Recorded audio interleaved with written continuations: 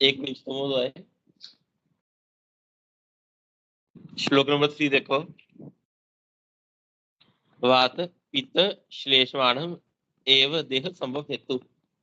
याद रखना, रखना चाहिए। वात पित्त कफ, ठीक है।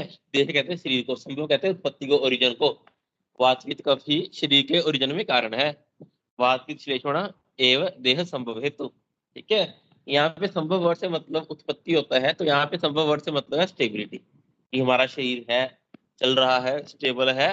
तो वात पित्त कफ यदि समवस्था में है, ठीक है, वात पित्त श्लेष्माण देह संभव हेतु। फिर कह रही है तैर एव अव्यापन्ने। अव्यापन का मतलब है कि जब इनमें कोई भी डिफॉर्मिटी नहीं होगी, ठीक है। व्यापन कहते हैं डिफॉर्मिटी को। तैर एव अव्यापन्ने अधो ऊर्ध्व सन्निविष्टे शरीरम इदम धार्यते अगार इव। अगार कहते हैं पिलर को, ठीक है। अगार कहते हैं पिलर्स को। कह रहे हैं तैर एव अव्यापन्ने। अव्यापन्ने जब इनमें कोई भी डिफॉर्मिटी नहीं है। तैर एव अव्यापन्ने, तो ये क्या करेंगे? अधो, मध्य और ऊर्ध्व, नीचे की ओर, शरीर के मध्य में और ऊर्ध्व में रिस्पेक्टिवली। वात पित्त का, ठीक है। वायु का स्थान क्या है? नाभि के नीचे। तो अधो वर्ड यहाँ पे किसके लिए आया है? अधो शब्द का प्रयोग किया गया है वायु के लिए। मध्य, मध्य शब्द आया है पित्त के लिए। और ऊर्ध्व, ऊर्ध्व मतलब ऊपर, ठीक है। तो ऊर्ध्व क्या रहता है? कफ रहता है। तो ये कहते हैं कि तैर एव अव्यापने, जब इनमें कोई भी डिफॉर्मिटी नहीं होती, जब ये समवस्था में रहती हैं, जब इनमें कोई भी विकृति नहीं होती। तो अधो, मध्य और ऊर्ध्व शरीरम इदम धार्यते अगारि, तो ये शरीर को धारण करते हैं, ठीक है ना। कौन कौन? वात पित्त कफ। अधो कौन रहता है? नाभि के नीचे स्थान रहता है वायु का, नाभि पित्त का, और नाभि के ऊपर कफ का। नेक्स्ट देखो, स्थूण अभि तिस्र अभिश्च त्रिस्थूण आहुर एके, ठीक है। कि इसको त्रिस्थूण भी बोला गया। त्रिस्थूण मतलब जो ट्राइपॉड स्टैंड होता है, ठीक है। ट्राइपॉड स्टैंड मतलब मिनिमम 3 स्टैंड चाहिए किसी भी चीज को खड़ा होने के लिए। तो जैसे ट्राइपॉड स्टैंड होता है, तो वैसे ये एज ए ट्राइपॉड एक्ट करते हैं। ते एव च व्यापन्ना प्रलय हेतु। व्यापन्ना मतलब जब इनमें कोई भी विकृति आएगी, डिफॉर्मिटी आएगी, तो क्या करेंगे? प्रलय। प्रलय का वर्ड शब्द से क्या मतलब है यहाँ पर? प्रलय का मतलब है शरीर में विकार उत्पन्न करेंगे।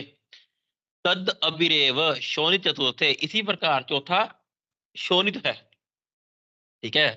तद अबिरेव, ऐसे ही चौथा अरक्त है, जो क्या करता है?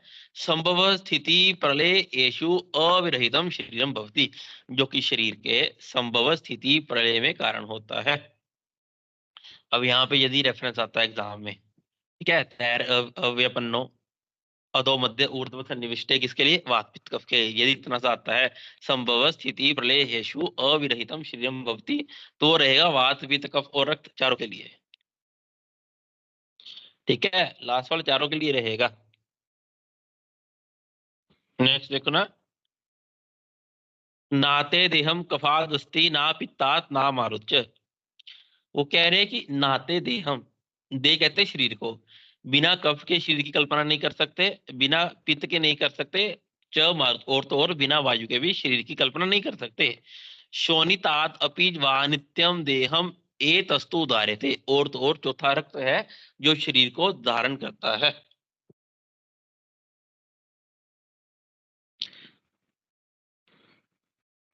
ये जो नीचे विमर्श में श्लोक दे रखा है, ये अष्टांग हृदय का है। वात पित्त कफश्चति त्रयोदश समास्त विकृता अविकृता देहम गणंती च वर्तयन्ति च। अष्टांग हृदय सूत्र फर्स्ट चैप्टर का। विकृता जब ये विकृत होते हैं, गणंती शरीर का नाश करते हैं, अविकृत जब ये नॉर्मल स्टेज में होंगे, वर्तयन्ति शरीर की ग्रोथ करेंगे। अब वात पित्त कफ की यहाँ पे निरुक्ति बता रहे हैं, क्या है? तत्र वा गति गंधर्न्यो यो इति धातु, ये वायु शब्द है जो, ठीक है। तो वात को वात क्यों बोला गया? इसकी निरुक्ति है वा गति गंधन्यो, गति गंध शब्द से उत्पन्न हुआ, वर्ड वायु मीन की बात का रूट वर्ड है गतिगंध। तप संतापे से पित्त और श्लिष्ट आलिंगने से कफ बना, इसको याद रखना ऐसे ही। नेक्स्ट देखना क्या कह रहे हैं नंबर 6 में, दोष स्थानत ऊर्ध्वम वक्ष्यस्याम तत्र समासेन वात। अब वात पित्त कफ के समान स्थान बता रहे हैं, जो उन्होंने स्थान बताया वो बता रहे हैं। अब इस श्लोक में देखो क्या गए हैं, दोष स्थानत, दोषों के स्थान बताएंगे। तत्र समासेन, समासेन मतलब शॉर्टकट में ब्रीफ में बता रहे हैं हम, ठीक है। वात श्रोणी गुद संचय, श्रोणी प्रदेश में और गुदा में वायु रहता है। अब ऐसे याद रखना, श्रोणी में आचार्य चरक ने कहा 3 अस्थियां होती हैं, आचार्य वागवट बोलते 5 अस्थियां 4 होती हैं, और सुश्रुत कहते हैं 5 अस्थियां। सीवीएस याद रखना, कार्डियोवास्कुलर डिजीज रिस्पेक्टिवली चरक वागवट सुश्रुत, ठीक है। श्रोणी में 3 बूंद होती हैं एज पर आचार्य चरक, वागवट 4 कहते हैं, और सुश्रुत जी 5 अस्थियां होती हैं श्रोणी में। तद उपरी नाभि पक्वाश्य, पक्वाशय अमाशय मध्यम पित्त से, पक्वाशय और अमाशय के सेंटर में पित्त का स्थान रहता है, ठीक है। और आमाशय श्लेष्मण और आमाशय कफ का स्थान है। क्या कह रहे हो वो, तत्र समासेन वात वायु का स्थान क्या है, श्रोणी गुद संचरे तत्र ऊपरी अधो नाभे पक्वाश्य। वो कह रहे हैं कि वायु का जो स्थान है गुदा रहेगा और श्रोणी रहेगा, लेकिन तद ऊपरी अधो नाभे, लेकिन सिर्फ क्या क्या है, स्पेसिफिकली नाभि के नीचे नीचे रहेगा पक्वाशय में। फिर पक्व आमाशय मध्यम, पक्वाशय और आमाशय के सेंटर में पित्त का स्थान, और सिर्फ आमाशय में कफ का स्थान रहेगा। अब यहाँ पे देखो, यहाँ पे भी दोष बता रहे हैं, दोष स्थानात, मतलब श्लोक में बता रहे हैं स्पेसिफिक दोषों के बारे में। यदि दोष दोष रक्त को भी माना जाता तो रक्त का भी यहाँ पे वर्णन करते, तो मतलब रक्त को दोष में नहीं रखा गया। आगे देखो, अथ परम पंचता विभज्यन्ते, ये जो वात पित्त कफ है फर्दर 5 प्रकार के होते हैं, ये हम ऑलरेडी बढ़ के आए हैं। नेक्स्ट देखो, विसर्गा दान विक्षेपे सोम सूर्य अनिल तथा धारयंती जगत देहम कफ पित्त अनिल तथा।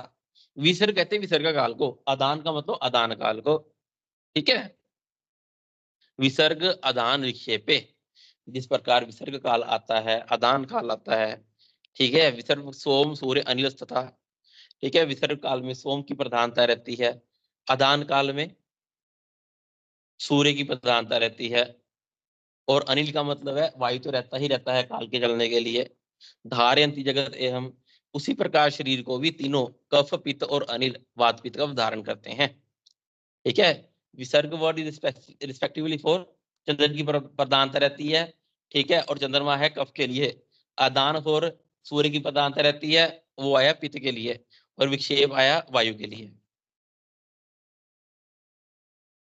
रेफरेंस याद रखना इसका, ठीक है।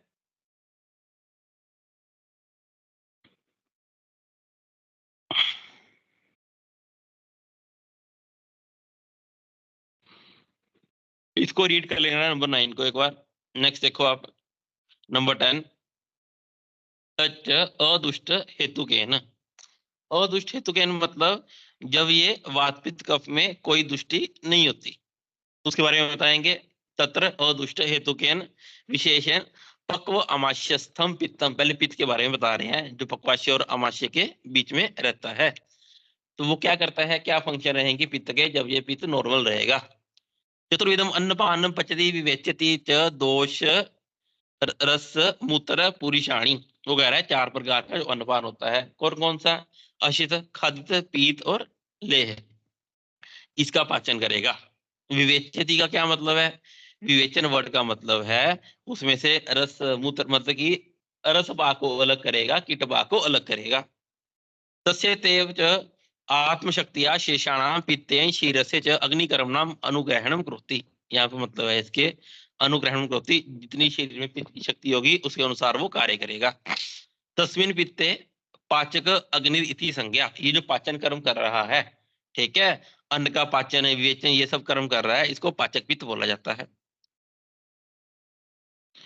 नेक्स्ट देखो, यत यकृत प्लीहो, जो यकृत और प्लीहा में रहेगा, रक्त का, रस धातु का रंजन करेगा, रक्त में कन्वर्ट होगा, इसको अरंजक पित्त बोला जाएगा। देखो, यक्त यकृत हो पित्त तस्मिन अरंजको अग्नि इति संज्ञा, उसको अरंजक अग्नि मतलब रंजक पित्त की संज्ञा दी गई है। नेक्स्ट देखो नीचे, तत्पित्तम हृदय स्थितम, जो हृदय में रहेगा, ठीक है, तस्मिन साधको अग्नि इति संज्ञा, उसको साधक पित्त कहा जाएगा। हृदय में रहता है, जो हमारी डिजायर होती है कि ये भी मैंने करना है, ये भी करना है, ये कौन सा पित्त करवा रहा है हमारे से, ये साधक पित्त करवा रहा है। ठीक है, इसका फंक्शन क्या है साधक पित्त का, सो अभिप्रार्थित मनोरथ साधन कृतुक्त, जो भी हम इच्छाएं अपनी, ठीक है, अभिप्रार्थित मनोरथ साधन, उसको उत्पन्न करने वाला, उसको अपनी डिजायर्स को पूरा करने के लिए जो भी हम मेहनत करते हैं, ये सब काम कौन कर रहा है हमसे, साधक पित्त। ये तो दृष्टिया वित्तम, जो दृष्टि में रहेगा पित्त, ये तो दृष्टिया वित्तम, जो दृष्टि में रहेगा, तस्मिन आलोचक अग्नि इति, उसको आलोचक अग्नि या फिर आलोचक पित्त कहा जाएगा। उसका फंक्शन क्या है, स्वरूप ग्रहणम अधिकृत्य, उसका काम है रूप को ग्रहण करना, देखना। देखो, ये तो त्वची पित्तम तस्मिन, जो त्वचा में स्थित रहेगा पित्त, उसको ब्राजिक पित्त बोला जाता है। ब्राजिको अग्नि इति संज्ञा, सो अभ्यंग परिषेक अवगाहन आलेपन आदि क्रिया द्रव्यानाम पक्ता, जो भी हम अभ्यंग करते हैं, परिषेक करते हैं, अवगाहन करते हैं, आलेप करते हैं, ठीक है, उनका एक्शन करना बॉडी के ऊपर, वो सब किसका काम रहेगा, भ्राजक पित्त का काम करेगा। नेक्स्ट देखो, छाया नाम से प्रकाशक, और जो छाया होती है उसका प्रकाशन करने वाला होता है, यही भाजक पित्त। इसी का याद रखना, ये जो आलोचक पित्त है, आचार्य आलोचक पित्त आचार्य भेल ने दो प्रकार का बोला, चक्षु विशेषिक और बुद्धि विशेषिक।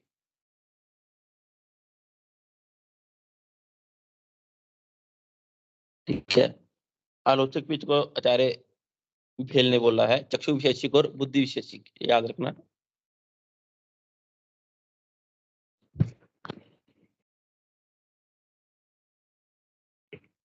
नेक्स्ट देखो, पांच पित्त का स्थान क्या रह गया हमारा, अमाशय और पक्वाशय में रहने वाला पाचक पित्त, यकृत पलीहा में रहने वाला रंजक पित्त, हृदय में रहने वाला साधक पित्त, चक्षु में रहने वाला अरुचक पित्त और त्वचा में रहने वाला भ्राजक पित्त।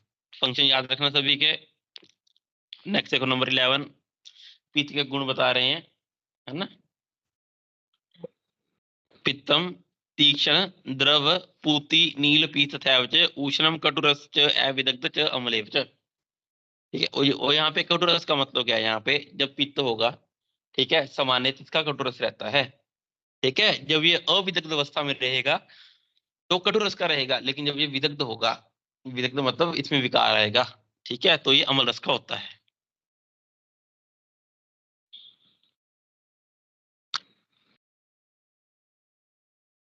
अब कफ के बारे में बताएंगे हमारे को, ठीक है।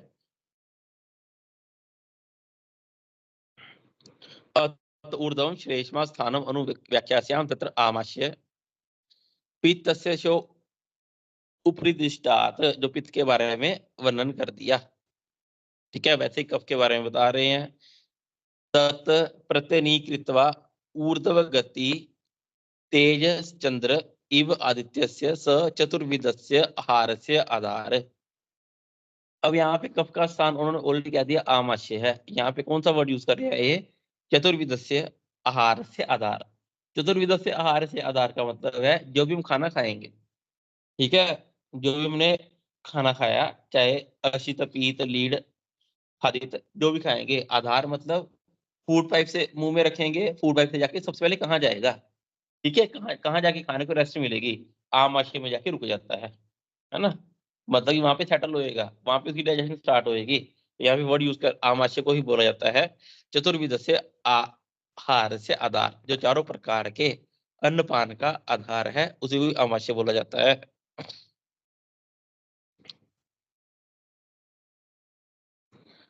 नेक्स्ट देखना, अब कफ के गुण क्या कह रहे हैं, माधुर्यात् पिच्छिलत्वात् प्रक्लेदी तथैव च आमाशय संभवती श्लेष्मा मधुर शीतल। ये जो कफ है मधुर है, पिश्चल, प्रकलेदी, ये सब है। चरक वाले गुण याद रखना। अब देखो 5 प्रकार के कफ के बारे में क्या कह रहे हैं। तत्र एव स्वशक्तिया शेषानाम श्लेष्मा स्थानम शिरस्य च उदक कर्मणाम अनुग्रहम करोति। जो भी उदक के कर्म होंगे बॉडी शरीर में, उदक मतलब जो भी लिक्विड वाली एक्टिविटीज होंगी, उदक वाले कर्म होंगे, वो सारे कफ के साथ कोरिलेट रहेंगे। वो कह रहे हैं उदक कर्मणाम अनुग्रहम करोति, जो भी उदक कर्म जलीय कर्म है वो कफ के कर्म रहेंगे। अब एक बात और याद रखना, पित्त के लिए उन्होंने क्या कहा यहाँ पे हमारे को, द्रव गुण बोला पित्त का। पित्तम तीक्ष्ण द्रव पूति नील पीत उष्ण कठोर च अम्ल द्रव गुण। सारे के सारे पित्त द्रव होते हैं एक्सेप्ट पाचक पित्त। सारे द्रव पित्त द्रव होंगे, पाचक पित्त द्रव नहीं होता। ठीक है, आचार्य चरक संहिता में चिकित्सा साधन में पढ़ेंगे हम। याद रखना पाचक पित्त द्रव नहीं होता। ठीक है, पाचक पित्त अन्न आहार का पाचन करने वाला, जिसको अग्नि बोला गया, जठराग्नि। ठीक है, वो द्रव नहीं होगा। अगर वो लिक्विड हो गया तो क्या होगा, अग्नि कैसे जलेगी। ठीक है ना, तो पाचक पित्त को छोड़कर बाकी सारे पित्त द्रव रहते हैं। लिख लेना इसी के साथ, पाचक पित्त द्रव नहीं होता, बाकी सारे पित्त द्रव होते हैं। पाचक पित्त द्रव नहीं होता। उरत्रिक संधारण आत्मवीर्येण अन्न रस सहितेन हृदय अवलंबन करोति। अब देखो क्या कह रहे हैं, अवलंबन कर्म कौन करेगा, अवलंबन कर्म डेफिनेटली अवलंबक कफ करेगा। तो क्या काम है इसका, उर त्रिक संधारण, उर प्रदेश का। ठीक है, उर कहते हैं टेस्ट्रीजन को, त्रिक प्रदेश का। त्रिक कहते हैं यहाँ पे तीन जॉइंट बनते हो। ठीक है, बाय द वे सैक्रम रीजन को भी त्रिक बोला जाता है। आप ऊपर देखोगे दो क्लेविकल मीट कर रही हैं, किसके साथ, स्टर्नम के साथ। यहाँ पे भी एक टी बन रहा है ना, इसको भी त्रिक बोला जाता है। तो कफ के लिए कौन सा आएगा, ऊपर वाला त्रिक आएगा। तो क्या कह रहे हैं, उर त्रिक संधारण आत्मवीर्य अन्न सहितेन हृदय अविलंबन। उर प्रदेश का, त्रिक प्रदेश का जो संधारण करने वाला है, अपने वीर्य से अन्न रस के द्वारा हृदय का अवलंबन करने वाला है। आत्मवीर्यन अन्न रस सहितेन हृदय अवलंबन, उसको बोला जाता है क्या, अवलंबक कफ। नेक्स्ट देखो, जीवा मूल कंठस्थो जीवा इंद्रिय सौम्यत्वात् सम्यक रस ज्ञाने। लोकेशन याद रखना इसकी, जीवा के मूल में, कंठ प्रदेश में, जीवा के मूल भाग में और कंठ में जो रहता है, जीवा इंद्रिय के द्वारा रस का ज्ञान करवाता है। ठीक है, वो भी पित्त का प्रकार है। कौन सा रस का ज्ञान करवा रहा है, वो बोध करवा रहा है रस का। बोध मतलब उससे हमारे को पता चल रहा है कौन सा रस है, उसको बोला जाता है बोधक कफ। नेक्स्ट देखो, शिरस्थ स्नेह संतर्पण अधिकृतत्वात् इंद्रियाण आत्मवीर्येण अनुग्रहम करोति। जो एक और कफ के बारे में बता रहे हैं यहाँ पे, शिर प्रदेश का क्या करेगा, वो तर्पण करेगा। शिर प्रदेश का तर्पण कर रहा है। ठीक है, शिर स्नेह संतर्पण अधिकृतत्वात् इंद्रियाण आत्मवीर्येण अनुग्रहण करोति, और इंद्रियों को धारण करके रखा है जिसने, वो हमारा है तर्पक कफ। नेक्स्ट वन इज संधि स्थू श्लेष्मा, शरीर की संधियों में रहता है। सर्व संधि श्लेष्मात्, सारी संधियों में श्लेष्मा प्रदान करता है, मतलब सारी संधियों में मूवमेंट के लिए वहां पे एक फ्लूइड प्रदान कर रहा है। ठीक है, फ्लेक्सिबल मूवमेंट हो सके वहां पे। सर्व संधि अनुग्रहम, सारी संधियों को धारण करता है। वो कौन सा है हमारा, श्लेषक कफ। 5 प्रकार का कफ हुआ। ठीक है, एक और बात याद रखना पहले, कि 5 प्रकार के जो वात है, ठीक है, वो 5 प्रकार के वात के नाम दिए आचार्य चरक ने। ठीक है, प्राण वायु, उदान वायु, समान वायु, व्यान वायु, अपान वायु। 5 प्रकार के पित्त को नाम दिया आचार्य सुश्रुत ने, है ना, पीछे हम पढ़ रहे हैं। यहाँ देखो पित्त को नाम नहीं दे रखा है ना, सिर्फ बताए हैं पित्त के क्रम 5 प्रकार का होता है। ये यहाँ रहेगा, एक वहां रह रहा है, उरत्रिक संधारण,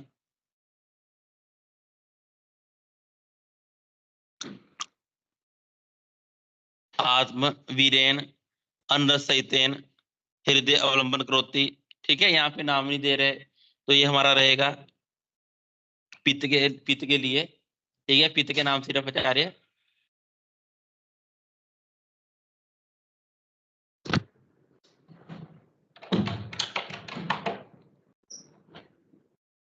ठीक है, तो और कफ के लिए, ठीक है, वाग्भट ने वात पित्त कफ तीनों को 5-5 नाम दिए। ठीक है, अरे वाग्भट ने तीनों को 5-5 नाम दिए। अब इसी के साथ ये याद रखना आप कि जैसे यहाँ पे जो श्लोक बता रहे हैं, फर्स्ट लाइन में उर त्रिक संधारण आत्मवीर्यन अनरसेयतेन हृदय अवलंबन करोति। ठीक है, लेकिन जब ये हिंदी बताते हैं इसकी, और जो टीकाकार है इसको अलग अलग कर देते हैं। देखना, ये छाती में उर प्रदेश में कफ त्रिक को धारण करता है तथा अनरस और अपने सौम्य वीर्य से हृदय का अवलंबन करता है। अब आप श्लोक पढ़ोगे ना, इसको यहाँ पे 4 ही निकलते हैं सिर्फ। कफ, ठीक है, जीवा के मूल भाग में रहने वाला, वो आ गया हमारा बोधक कफ, रस का ज्ञान कराने वाला। शरीर का स्नेहन संतर्पण करने वाला, इंद्रियों को धारण करने वाला, वो आएगा हमारा तर्पक कफ। फिर चौथा आता है संधियों में रहने वाला, सर्व संधियों को धारण करने वाला, वो आता है हमारे पास कौन सा, श्लेष्म कफ। लेकिन कफ तो 5 प्रकार का आता है, क्लेदक, बोधक, अवलंबक, तर्पक और श्लेषक। तो ये क्लेदक कफ भी याद रखना। ठीक है, यहाँ पे क्लेदक के बारे में नहीं बोल रहे श्लोक में। क्लेदक कफ, बोधक कफ,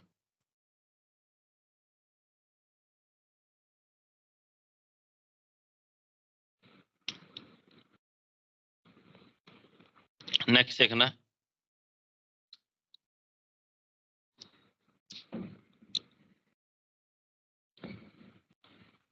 नीचे विमर्श में त्रिक की परिभाषा देखो, रेफरेंस एग्जामिनर पूछ लेता है कभी त्रिक के बारे में, जो कह रहे हैं यहाँ पे, शिर बाहु द्वे संधान स्थानम। ठीक है, सिर और बाहु का जो संधान स्थान है, जो टी टी बन रहा है यहाँ पे। ठीक है, ऊपर से हेड, नीचे से बाहु। ठीक है, ये शोल्डर गर्डल नहीं है, ये कंप्लीट रहेगा। इसमें हमारी क्लेविकल भी आएगी, ठीक है, दोनों साइड का, और स्टर्नम भी रहेगा।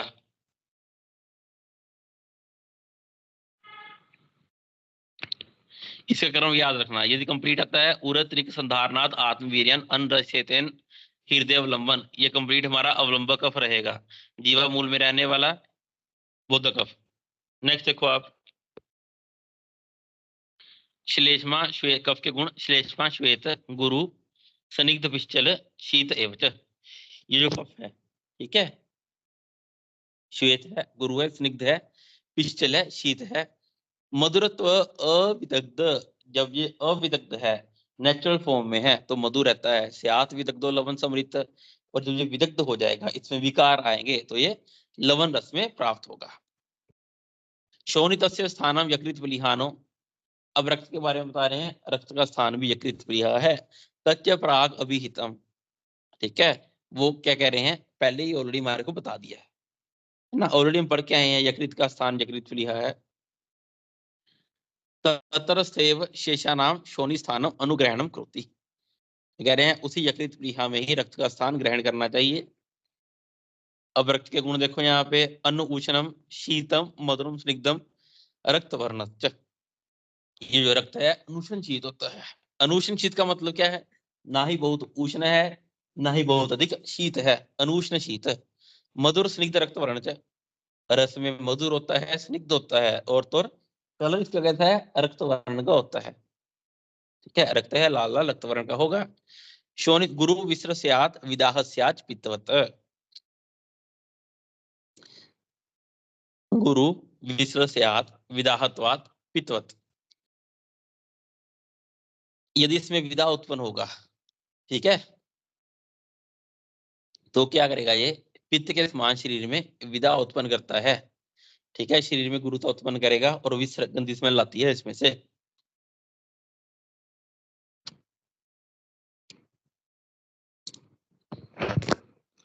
भागवत ने अष्टांग हृदय, अष्टांग हृदय ने रक्त के बारे में बताया, इसका रस मधुर और लवण 2 रस बोले। अष्टांग हृदय ने रक्त का मधुर और लवण 2 रस बोले, बाकी सेम ही रहेगा।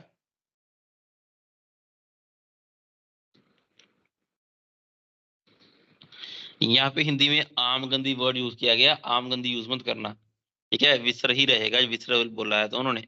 रक्त की स्मेल विसर होती है, और एक गुरु गुण होता है इसमें। रक्त क्या है हमारा? अनुशंसित, मधुर, स्निग्ध, रक्तवर्णत, शोणित क्या रहेगा? गुरु रहेगा, विसर रहेगा। स्याद विदाह पित्तस्य, और पित्त के समान विदा उत्पन्न करने वाला। रक्त दृष्टि जब हम पढ़ेंगे आगे आएगी तो वो अलग रहेगा। पित्त का रक्त में विष रहता है, और पित्त में पूती, पित्त की गंध पूती गंध आती है। पित्त की नेचुरल गंध पूती रहती है, ये मैं बड़ी बार कॉमन आता है क्वेश्चन। पित्त की कॉमन गंध पूती। नेक्स्ट देखो, अब इसी चैप्टर में षड्विध क्रिया काल का वर्णन आया। संजय प्रकोप प्रसव संचय व्यक्त वेद, याद रखना कहां पे आया। एतानी खलु दोष स्थानानि येषु संचित दोषा, ठीक है। वो कह रहे हैं हमारे को दोषों के स्थान हमने बता दिए। प्राग संचय हेतुर उक्त तत्र संचिता नाम खलु दोषा नाम, कह रहे सबसे पहले संचय होता है दोषों का। दोषों का संचय होगा तो संचय में कैसे पता लगा दोषों का संचय हो रहा है? क्या लक्षण मिलेंगे? तत्र स्तब्ध पूर्ण कोष्ठा, पीत वास्ता, मंद उष्मता, अंगानाम गौरवम आलस्य। वात संचय में हमारे को मिलेगा स्तब्ध पूर्ण कोष्ठा। स्तब्ध मतलब कोष्ठ में जकड़ाहट, स्तब्धता होगा तो मतलब वात दोष का संचय हो रहा है। पीत भास्ता, ठीक है। पीत भास्ता होना ये किसका होगा? ये होगा पित्त दोष का संचय।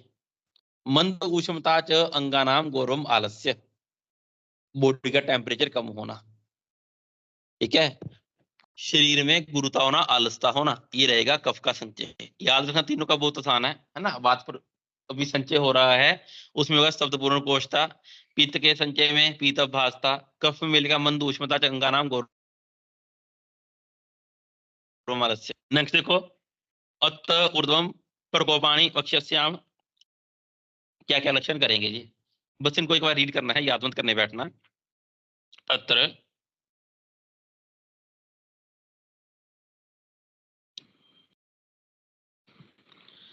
बलवत, बलवत विग्रह, ठीक है। अपने से ज्यादा भारी चीज को उठाना।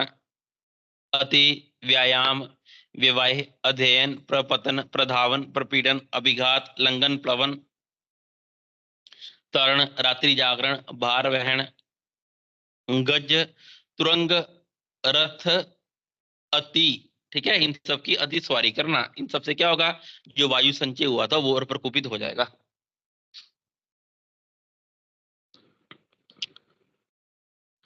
च अरि कटु कषाय तिक्त रूक्ष लघु शीत वीर्य शुष्क शाक वल्लूर उद्दालक, ये सब लघु आहार है। पहले रूक्ष बता दिए, अब लघु बता रहे हैं। वल्लूर, उद्दालक, कोरदूष, श्यामाक, निवार, मुदक, आडकी, हरेणु, कलाय, निष्पाव, अंशन, विषमशन, अध्यशन, वात मूत्र, पुरुष, शुक्र, सर्दी, शवथु, वेग, विघात आदि विशेषस्तु प्रकोपम पद्यते। इन सब से क्या होता है? वायु प्रकोपित होगा। नो नीड टू लर्न, बस एक बार रीड कर लेना किन किन से वायु प्रकोपित हो रहा है। नेक्स्ट देखो, सशीत प्रभाव, सशीत अप्रभातेषु, और तो ठंडी हवा के कारण। गर्मंते, गर्मंत किसको बोलते हैं? गर्मंते, ठीक है। गर्मंत कहते हैं ग्रीष्म ऋतु को। सॉरी, ग्रीष्म ऋतु के बाद जो आती है गर्म कहते हैं ग्रीष्म ऋतु, ग्रीष्म अंत गर्म अंते। ग्रीष्म ऋतु के लास्ट में जो आएगी, ग्रीष्म ऋतु के बाद थी वर्षा ऋतु। वर्षा में नेचुरली वायु प्रकोपित होता है। प्रत्युष से, और हम दिन के 6 काल पढ़ के आए थे, है ना, याद है।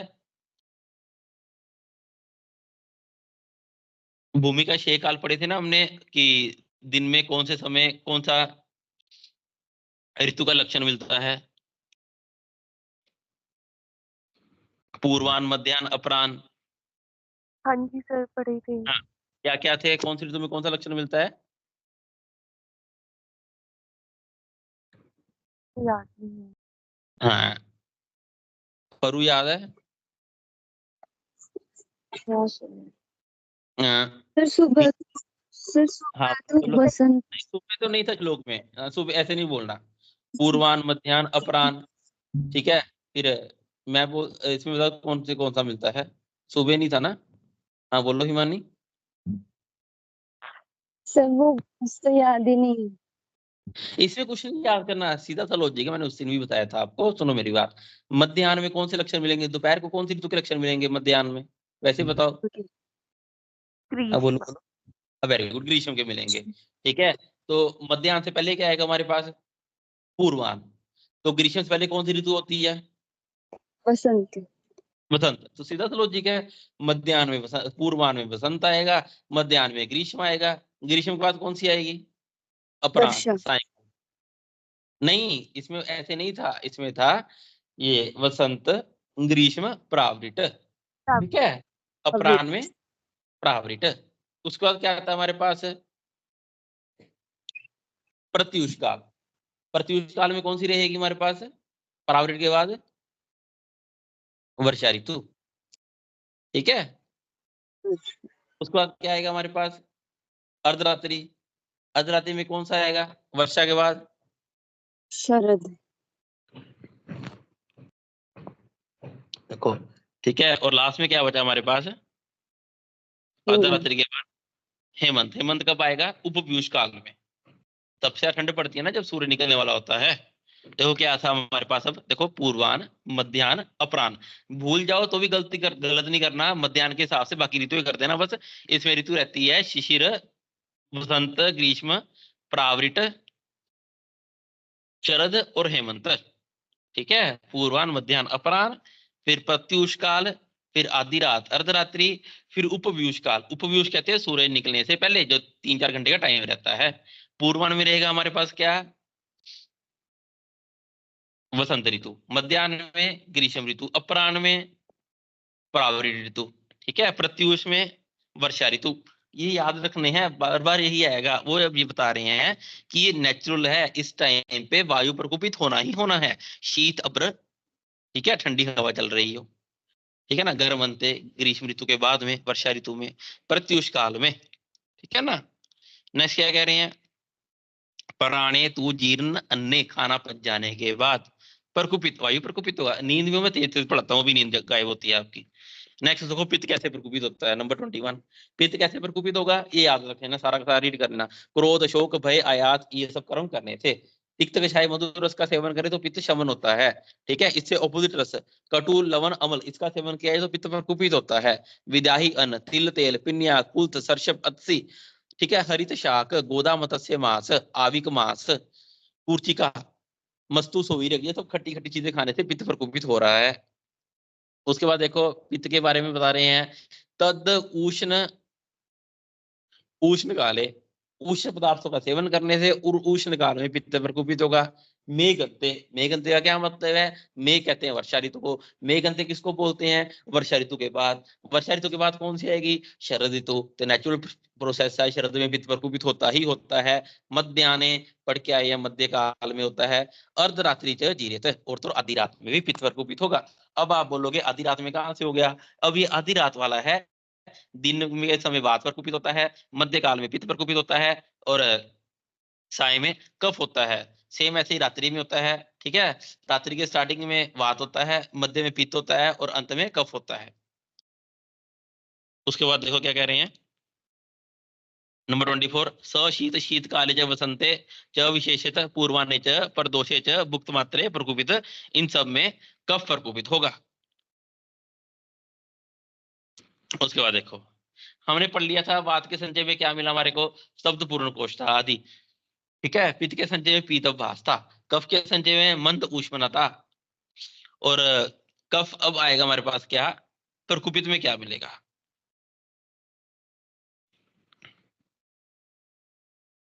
पित्त प्रकोपण एवं च अभीक्षणम। पित्त प्रकोपक आहार विहार का सेवन किया हमने।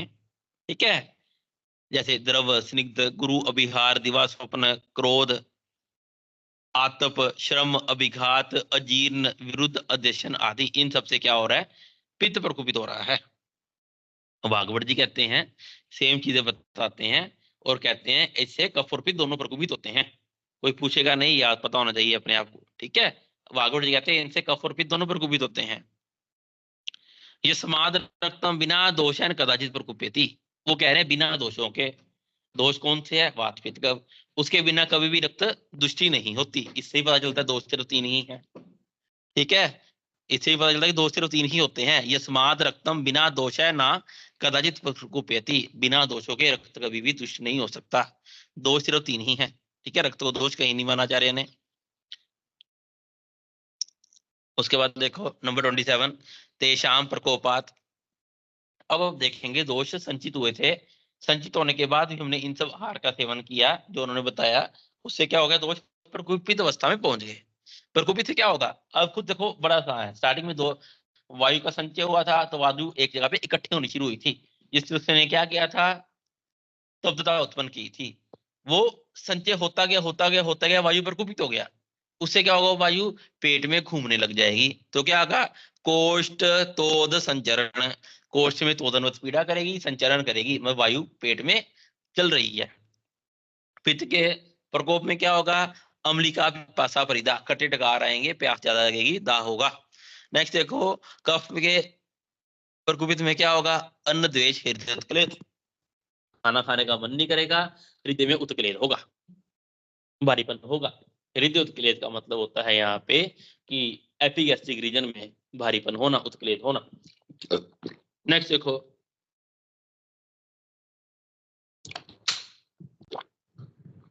बार बार हृदय उत्कलेश ही क्यों बोल देते हैं, देखो जो हमारा स्टमक होता है उसके 2 एंड रहते हैं, है ना, स्टमक के 2 एंड रहते हैं, cardiac and and pyloric and.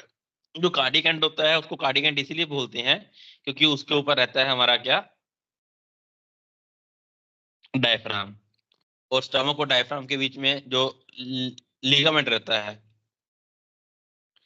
ठीक है, वो डायरेक्टली उसका ऊपर रिलेशन होता है हर्ट से, उसके ऊपर हर्ट पड़ा रहता है। इसलिए क्या होता है, जब कार्डिक एंड में भारीपन रहता है तो प्रेशर सॉरी कार्डिक एंड, हाँ स्टमक के कार्डिक एंड में भारी प्रेशर रहेगा, तो ऊपर प्रेशर इंसर्ट करता है हर्ट के ऊपर, जिसके कारण से वो ये सब हृदय के लक्षण बोलते हैं। नेक्स्ट देखो,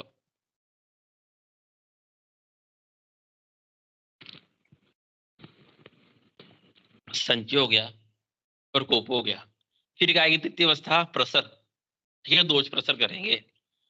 बस इतना याद रखना कि यहाँ पे बता रहे हैं दोष 15 प्रकार के होते हैं प्रसर, ठीक है, 15 प्रकार के प्रसर होते हैं। नॉन न्यूट्रिएंट कौन कौन से होते हैं, 15 प्रकार के प्रसर होते हैं। और चिकित्सा स्थान में बताएंगे यही प्रसर 16 प्रकार के होंगे, ठीक है, याद रखना, सूत्र स्थान में प्रसर बोले 15 प्रकार के होंगे, चिकित्सा में बता रहे हैं 16 प्रकार के होंगे, वहां देखेंगे हम डिटेल से, अब इतना याद रखना।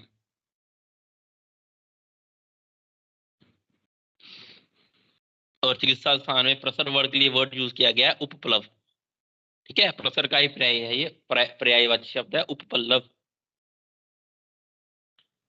लिख लेना उपपल्लव, उप आधा प पूरा ल और व।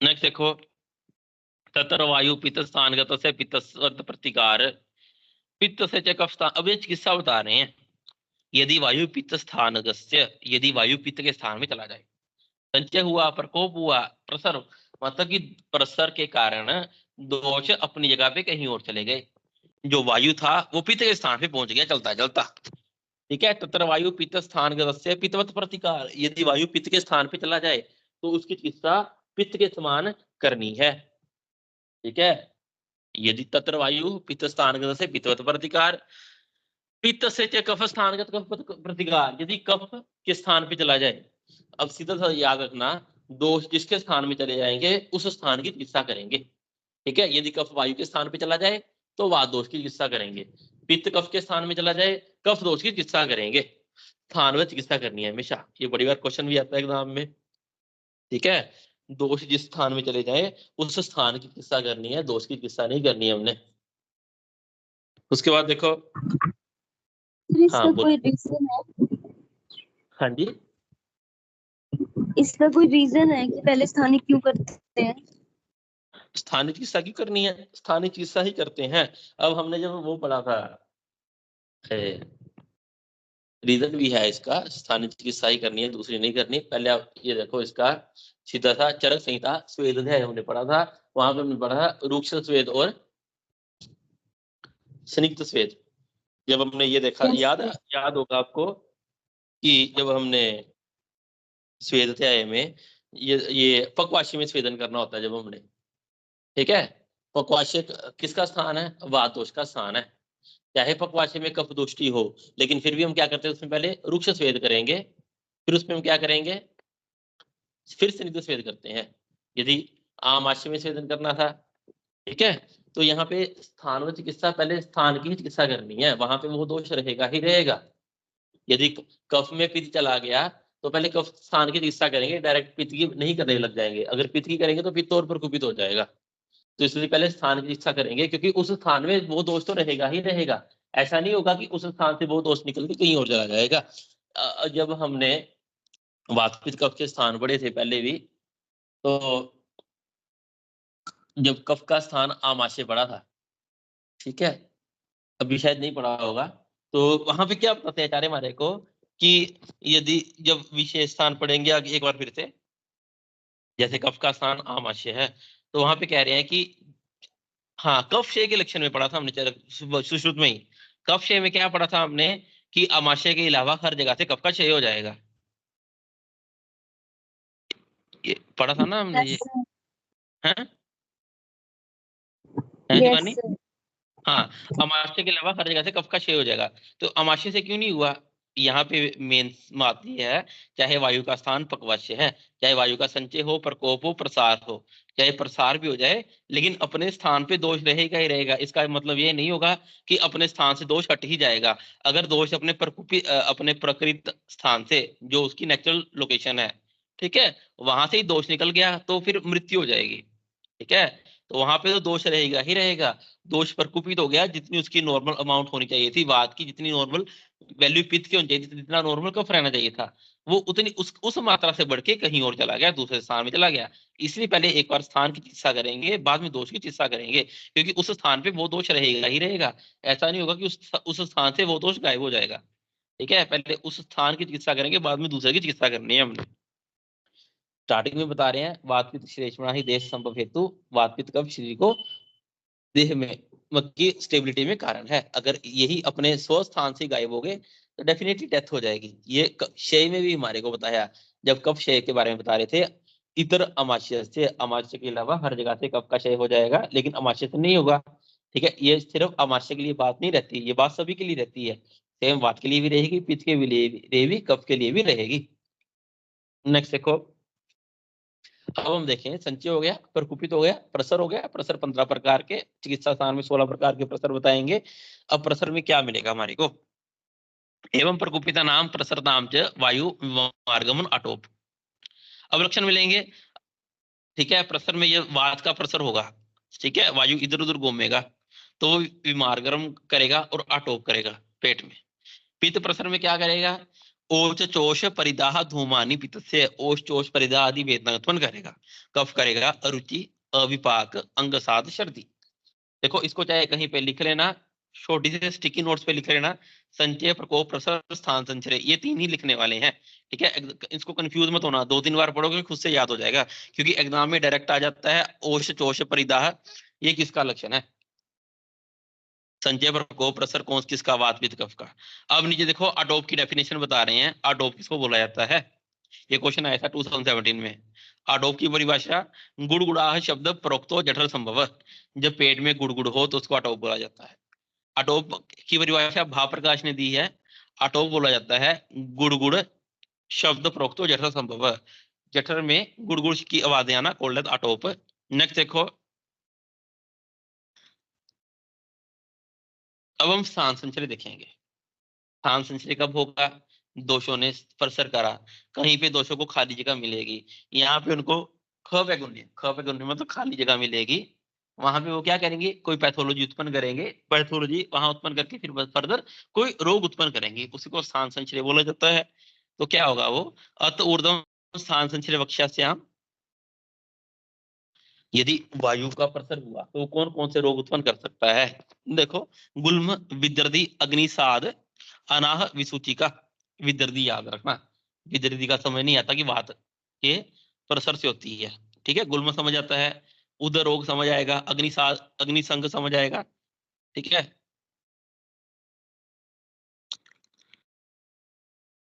सॉरी, पहले श्लोक देखो, गुल्म, विदर्दी, अग्निसंग, अनाह, विसूचिका, प्रवृत्ति। और भी बहुत सारी व्याधियां उत्पन्न करेंगे प्रसर के बाद सांस संचय में। नेक्स्ट देखो बस्तिगता। यदि दोष बस्ती प्रदेश में चले गए, यदि दोष वात पित्त कफ दोष बस्ती प्रदेश में गए तो क्या करेंगे? बस्ती में गए तो प्रमेह अश्वरी मूत्राघात मूत्र दोष।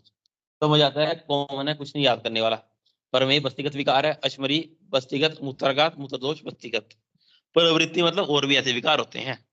वृषण गता वृद्धि, वृषण में चले के वृद्धि उत्पन्न करेंगे, ठीक है, वृद्धि उत्पन्न करेंगे। वृषण में जाकर वृद्धि रोग, मेटर गता दोष, या मेटर में चलेंगे तो क्या करेंगे? निरुद्ध प्रकर्ष उपदंश शुक दोष आदि। मीटर में जाके निरुद्ध प्रकर्ष करेंगे, उपदंश करेंगे, शुक दोष करेंगे। समझ आता है? कुछ नहीं इसमें याद करना। गुद में जाके बगंधर अर्श आदि, प्रवृत्ति मतलब आदि, ठीक है। ऊर्ज चतुर्गतान ऊर्ज जान रोगान, क्लेविकल के ऊपर जाएंगे, ऊर्ज चतुर्गत जाएंगे, ऊर्ध्व चतुर्गत रोग उत्पन्न करेंगे।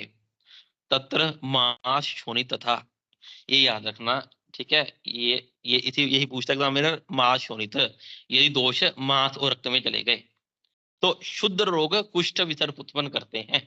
क्वेश्चन ऐसे आता है, ये लास्ट ईयर आया था 22 में, कि शुद्ध रोग उत्पन्न होते हैं तो दोष कहाँ पे स्थान संचय करते हैं? मांस और रक्त में। शुद्ध कुष्ठ विसर्प में दोष स्थान संचय कहाँ करेंगे? मांस और शोणित में, त्वचा मांस रक्त तीनों में। यदि दोष मेद धातु में स्थान संचय करे तो उत्पन्न करेंगे ग्रंथि अपजी अर्बुद गलगंड अलजी आदि। समझ आता है? अस्थि में यदि दोष स्थान संचय करते हैं तो विद्रदी अनुशयी, ठीक है, विद्रदी और अनुशयी ये भी पूछता है एग्जामिनर, क्योंकि अस्थि एक विद्रदी में स्थान संचय होगा, सॉरी अस्थि में स्थान संचय होगा तो विद्रदी उत्पन्न होगा, विद्रदी और अनुशयी उत्पन्न करेंगे। पादगताम दोष पांव में जाएंगे तो श्लीपद वात शोणित वात कंटक, वाय वात शोणित, जो वात रक्त व्याधि है पांव के अंगूठे से स्टार्ट होती है तो इसलिए इसको वात शोणित बोल रहे हैं। वात कंटक कैल्किनियस पर, ठीक है, तो ये कहां से होंगे? पाव में जो दोष स्थान संचय करेंगे। सर्वगताम यदि सारे शरीर में दोष चले गए तो उत्पन्न करते हैं ज्वर और सर्वांग रोग, सर्व शरीरगत रोग और ज्वर उत्पन्न करेंगे। बहुत आसान है। तेषु पूर्व रूपेशु चतुर्थ क्रियाकाल, फिर वो कह रहे हैं ये चौथा क्रियाकाल है उसको पूर्व रूप भी बोला जाता है, ठीक है। संचय प्रकोप प्रस्तर स्थान संचय, इसको चतुर्थ पूर्व को चतुर्थ क्रियाकाल को पूर्व रूप बोला जाता है। फिर व्यक्त को रूप बोला जाता है, याद रखना। त्वचा महासर्क में दोष जाएंगे तो शुद्ध रोग कुष्ठ विसर्प, ठीक है। मेद धातु में अलजी आएगा और अस्थि में अनुशयी और विद्रदी। बाकी तो समझ आ जाता है, बाकी गलत नहीं होता, मिस्टेक सिर्फ इसमें ही होने का चांस रहता है। नेक्स्ट देखो अत ऊर्ध्व व्याधि दर्शनम लक्ष्यस्याम। अब इसके बाद जो भी आता है उसको व्याधि दर्शन, व्याधि दर्शन मतलब रूप लक्षण जो भी आएंगे उसको व्याधि दर्शन बोला जाता है, जिसको व्यक्त बोलते हैं। संचय प्रकोप प्रसर स्थान संचय व्यक्त, इसको व्यक्त इसीलिए बोला जाता है क्योंकि इसमें दोष अपने आप को व्यक्त करते हैं। पता लग जाएगा क्या व्याधि उत्पन्न होने वाली है। जो पूर्व रूप अवस्था होती है वो स्थान संचय में होती है, ठीक है। शोफ अर्बुद ग्रंथि विदृधि विसर्प आदि प्रव्यक्त लक्षणम, इन सब के एग्जैक्ट लक्षण दिखने शुरू हो जाएंगे। जो अतिसार प्रवृत्ति तच्चर पंचम क्रियाकाल, इसको पंचम क्रियाकाल बोला जाता है। षष्ठ क्रियाकाल देखो, षष्ठ को क्या बोलते हैं? भेद। संचय प्रकोप प्रसर स्थान संचय व्यक्ति और भेद। यहाँ कह रहे हैं अत ऊर्ध्वम एतेषाम अवदीर्णानाम वर्ण भावानाम अन्नपानानाम षष्ठ क्रियाकाल। ज्वर अतिसार प्रवृत्ति दीर्घकाल अनुबंध ज्वर आदि रोग, ज्वर अतिसार लंबे टाइम तक यदि बने रहें, तत्र अप्रतिक्रियमाणे, अप्रतिक्रियमाणे उनका कोई भी ट्रीटमेंट नहीं किया, जो पीछे व्याधियां बताई हमारे को कब से लगी हुई हैं उनकी कोई भी चिकित्सा नहीं की, असाध्य, फिर वो असाध्यता को प्राप्त हो जाती हैं, ठीक है। और इसी को षष्ठ क्रियाकाल भी बोला जाता है। नेक्स्ट देखो संचय प्रकोप प्रसर स्थान संचय व्यक्त व्यक्ति वेद यो व्यक्ति दोषानाम सब वेद विचक, जो विषयों को जानता है वही एक वैद्य है, रेफरेंस याद रखना। नेक्स्ट कह रहे हैं संचय उपहृता दोषाल बनते नर उत्तरागति, संचय के बाद जो दोष प्रकोपित अवस्था को जाएंगे, प्रकोपित को बाद फर्दर प्रसर अवस्था को जाएंगे तो दोष भी उतने ही बलवान होते रहते हैं। संचय उपहृता दोषाल बनते ना उत्तरागति ते तत् उत्तरासु गति भवंती बलवत्तरा। तो चिकित्सा करनी भी उतनी ही डिफिकल्ट होती रहती है।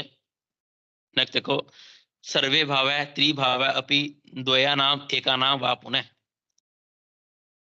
सर्वे भाव का मतलब है सभी भावों से युक्त, ठीक है, वात पित्त कफ एक साथ मिल जाएं, सभी चीजें देश काल आदि सब एक साथ, सारी एक साथ विरुद्ध हो जाएं, ठीक है। द्विभाव है दो भावों से युक्त, ठीक है। द्विभाव मतलब संसर्ग, दो से दो दो ही अपने साथ मिले हुए हों, वो आइदर वात पित्त पित्त कफ कफ वात, या फिर एक वापुन, या फिर सिंगल सिंगल दोष, संसर्गे कुपित कुर्दम दोष दोष अनुबंधाती। कुछ नहीं कह रहे, सिर्फ रेफरेंस याद रखना इसका।